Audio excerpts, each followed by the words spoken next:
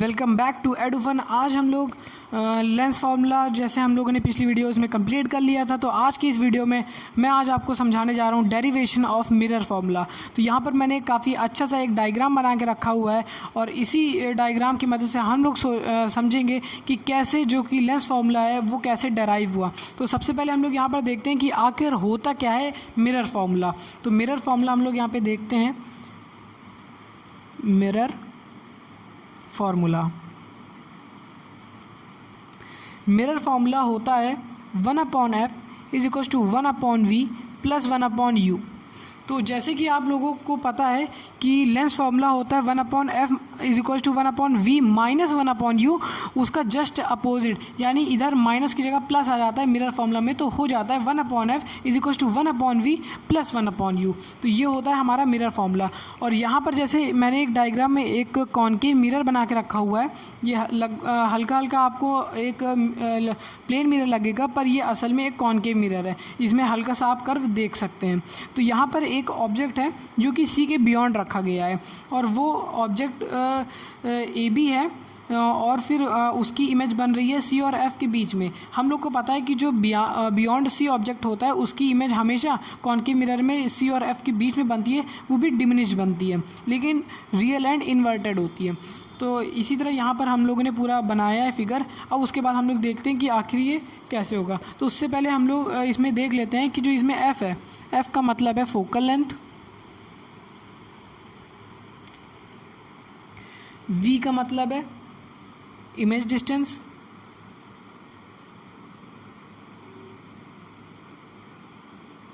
और यू का मतलब है ऑब्जेक्ट डिस्टेंस।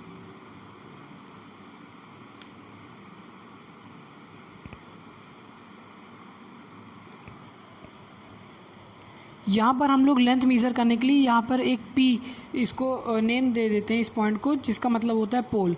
तो यहाँ पर अब हम लोग देखते हैं, जैसे कि यहाँ पे हम लोग दो ट्रायंगल्स देख पा रहे हैं। पहला ट्रायंगल है ट्रायंगल BAF, और दूसरे ट्रायंगल है यहाँ पर हम लोग एक नेम और देते हैं, जिसको हम लोग नेम दे देते हैं, चलिए हम लोग इसको नेम दे देते हैं X। तो यहाँ पे हमारा एक ट्रायंगल हो जाएगा XPF।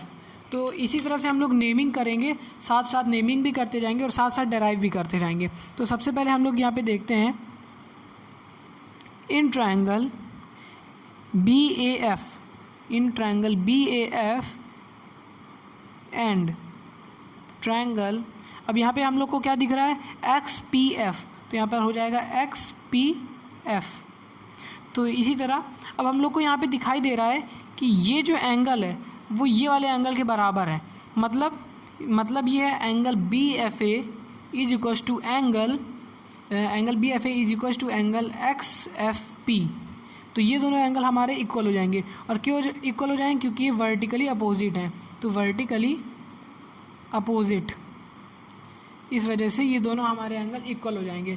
इसी तरह सिमिलरली हमारा एंगल BAF और एंगल XPF ये इक्वल हो जाएंगे। Angle BAF is equal to angle XPF।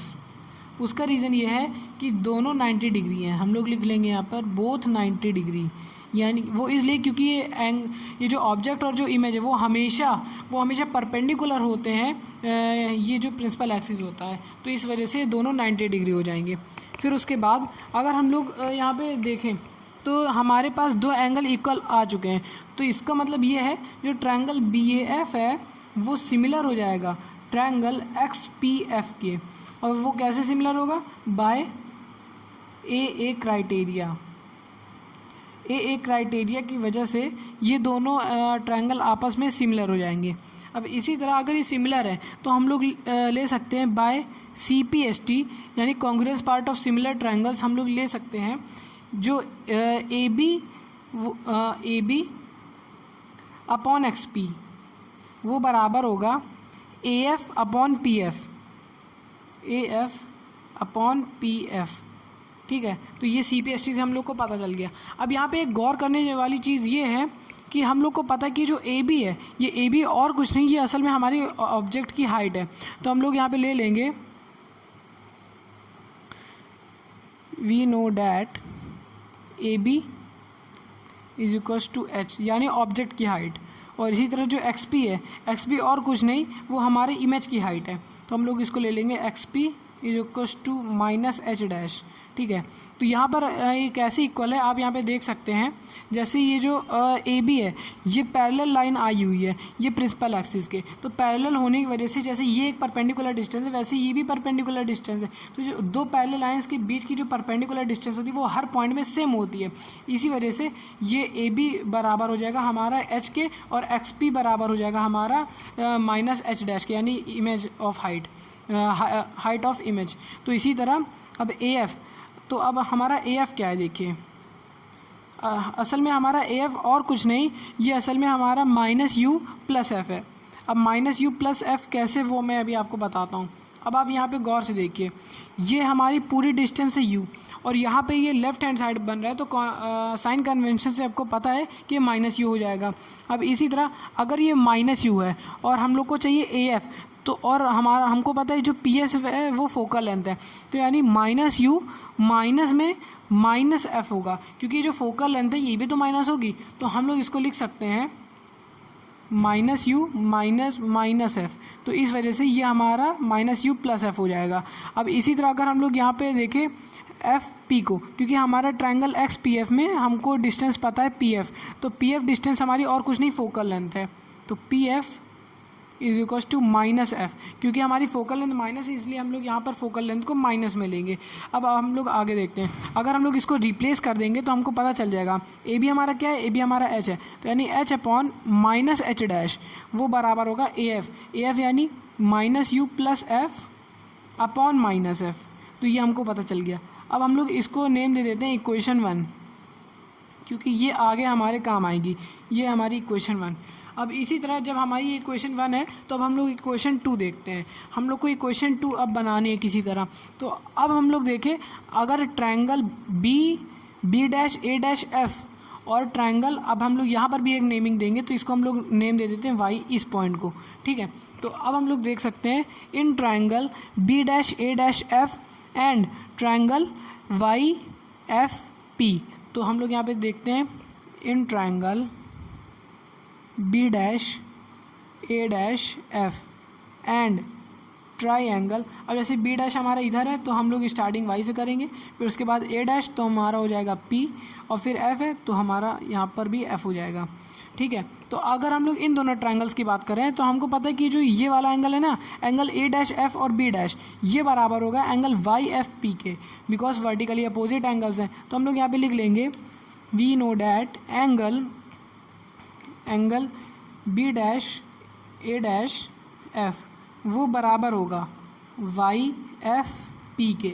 और इसी तरह हमारा एंगल, अगर हम लोग ये वाले एंगल की बात करें, यानी angle B dash A dash F, तो अब B dash A dash, sorry यहाँ पर B dash A dash F नहीं होगा, यहाँ पर हो जाएगा B dash F A dash. तो हम लोग यहाँ पे लिख लेंगे, चलिए इसको हम लोग लिखे रहने देते हैं। अब हम लोग ये वाले एंगल की बात करते हैं, तो हो जाएगा हमारा angle B dash F A dash वो बराबर हो जाएगा हमारा एंगल, यहाँ पे जैसे वाई हमने लिया था वाई एफ पी, तो असल में हमारा ये एंगल वाई एफ पी इधर होगा, ठीक है। और ये एंगल वाई एफ पी नहीं होगा, ये हो जाएगा एंगल वाई पी एफ के।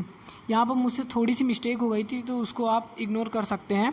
यहाँ पर angle B dash A dash F यानी angle B dash A dash F यानी ये वाला एंगल वो किसके बराबर होगा, एंगल वाई पी एफ के, यानी एंगल वाई पी एफ यानी ये भी है। तो इसका रीज़न क्या है, हम लोग लिख सकते हैं बोथ 90 डिग्री। अब इसमें हम लोग क्या देख रहे हैं, angle B dash F A dash, B dash F A dash वो बराबर होगा वाई एफ पी के। हम लोग इसको लिख सकते हैं वर्टिकली अपोजिट। तो इस वजह से ये दोनों एंगल हमारे बराबर आ गए। तो हम लोग इसको लिख सकते हैं बाय ए क्राइटेरिया हमारा triangle B dash A dash F वो सिमिलर हो जाएगा ट्रायंगल वाई पी एफ के।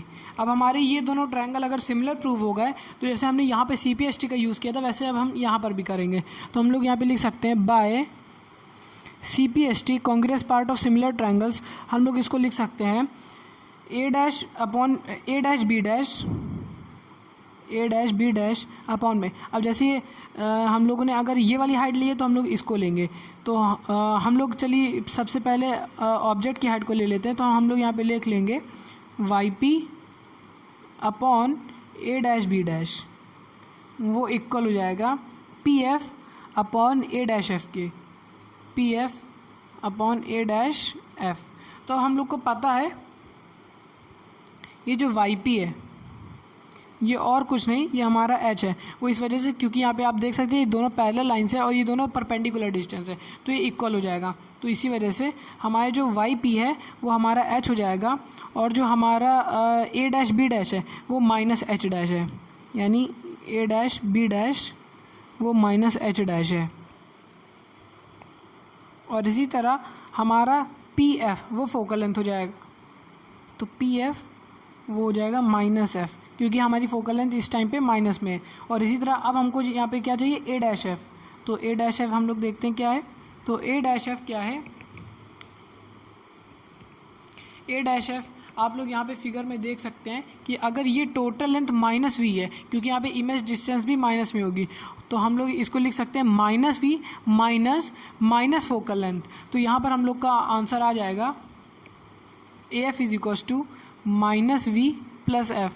वो माइनस वी प्लस एफ कैसे आया, हम लोग को पता है कि माइनस वी होगा, फिर उसके बाद माइनस लगेगा और फिर माइनस एफ होगा, तो हमारे निकल के आ जाएगा माइनस वी प्लस एफ। तो हम लोग को ये चार चीज़ पता चल गई। अब हम लोग इसको एक काम करते हैं, इसको रिप्लेस कर देते हैं अपने फॉर्मूले में। तो अगर हम लोग इस फॉर्मूले में इसको रिप्लेस करें तो हम लोग देखते हैं क्या आ जाता है। तो वाई पी है, तो वाई पी हम लोग देखते हैं एच है, तो यानी H upon A dash B dash वो माइनस एच डैश है, वो बराबर हो जाएगा पी एफ। तो पी एफ माइनस एफ है, तो minus F upon A dash F. A dash हमको पता है माइनस वी प्लस एफ। तो ये हमारी बन गई इक्वेशन सेकंड। ठीक है, ये हमारी इक्वेशन सेकंड बन गई। अगर हम लोग गौर से देखें अपनी इन दोनों इक्वेशंस को, तो हम लोग को दिख रहा है कि एच और एच डैश ये बराबर है minus F upon minus V plus F, और यही बराबर है minus U upon plus F minus U plus F upon minus F. तो हम लोग इसको लिख सकते हैं H upon minus H dash is equals to minus F upon minus V plus F is equals to minus U plus F upon minus F. तो हम लोग का ये आ गया। अब हम लोग सिर्फ इस पर गौर करेंगे, हमारा ये एच और माइनस एच से कोई मतलब ही नहीं है। तो अगर हम लोग इसको आगे देखें तो हमारा होगा minus F upon minus V plus F is equals to minus U plus F upon minus F. इसको क्रॉस मल्टीप्लाई करेंगे तो देखते हैं क्या आता है। तो क्रॉस मल्टीप्लाई करने पे हम लोग अब यहाँ पर करते हैं इसको, चलिए नीचे कर लेते हैं। तो ये क्रॉस मल्टीप्लाई और इधर भी क्रॉस मल्टीप्लाई, तो ये हो जाएगा माइनस माइनस कैंसिल हो जाएगा और यहाँ पे आ जाएगा F square is equals to, अब इसका मल्टीप्लाई करेंगे तो हो जाएगा माइनस माइनस कैंसिल, तो हो जाएगा यू वी, अब माइनस है और इधर प्लस है तो हो जाएगा माइनस एफ वी। ये अब सिमिलरली ये मल्टीप्लाई होगा तो माइनस एफ यू, और ये एफ और एफ तो प्लस एफ स्क्वायर, यहाँ पर भी प्लस एफ स्क्वायर, यहाँ पर भी, तो ये दोनों कैंसिल हो जाएंगे। तो अगर हम लोग इसमें एफ कॉमन निकाल लें तो हो जाएगा U V minus F V plus U is equals to zero. अब हम लोग माइनस एफ को एक काम करते हैं, इधर कर लेते हैं अपने ईजी करने के लिए। तो हमारा हो जाएगा F V plus U is equals to U V. हम लोग इसको डिवाइड करेंगे तो हो जाएगा F is equals to U V upon V plus U. अब हम लोग को एक चीज़ गौर करनी है, अगर हम लोग इसको आगे सॉल्व करना चाहते हैं तो जो मल्टीप्लाई हो रहा है ना यू वी का, ये डिनोमिनेटर में होना चाहिए, तभी हम लोग इसको आगे कंटिन्यू कर पाएंगे। तो एक काम करते हैं, इसको हम लोग रेसिप्रोकल कर देते हैं, तो हमारा आ जाएगा one upon F is equals to V plus U upon U V. अब हम लोग इसको लिख सकते हैं one upon F is equals to V upon U V plus U upon U V. अब अगर हम लोग का ये आ गया तो अब हम लोग इसमें देख सकते हैं कि v से v कैंसिल हो जाएगा और u से u कैंसिल हो जाएगा।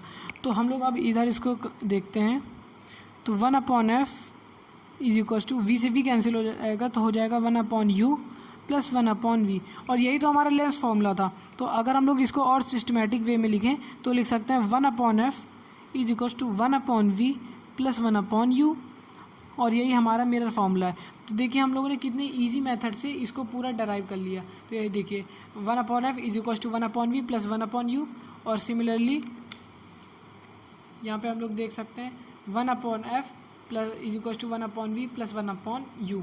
तो हम लोग इसको एक बार फिर से रिवाइज करते हैं हमने किया क्या था।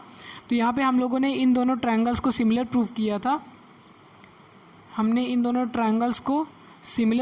था, फिर उसके बाद CPST से हमारा ये निकल के आया था, फिर हमने इसमें वैल्यू एक्सचेंज कर दी थी और इसी तरह हमने ये वाला ट्रायंगल और ये वाला ट्रायंगल को सिमिलर प्रूफ किया था, फिर उसके बाद वैल्यूज पुट कर दी तो इक्वेशन सेकंड आ गई थी।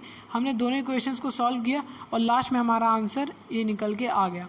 तो आई होप आप लोग को ये वीडियो पसंद आई होगी। और मैं आप लोग को एक चीज़ बता दूं, ये सबसे ईजीएस्ट वे था जिसमें मैंने आपको एक्सप्लेन किया कि कैसे ये फॉर्मूला डराइव हुआ है। आपको इससे ज़्यादा और इजी वे नहीं मिलने वाला। तो प्लीज़ आप इस वीडियो को लाइक कर दीजिए, चैनल पे नहीं हो तो सब्सक्राइब कर दीजिए, क्योंकि मैं हमेशा न्यू डेरिवेशंस लाता रहता हूँ फिजिक्स के और मैथ्स के फॉर्मूलाज के। और आप अपने फ्रेंड्स के साथ भी इसको शेयर कर सकते हैं ताकि उनको भी इस चीज़ के बारे में पता चल सके। So guys, thanks for watching this video.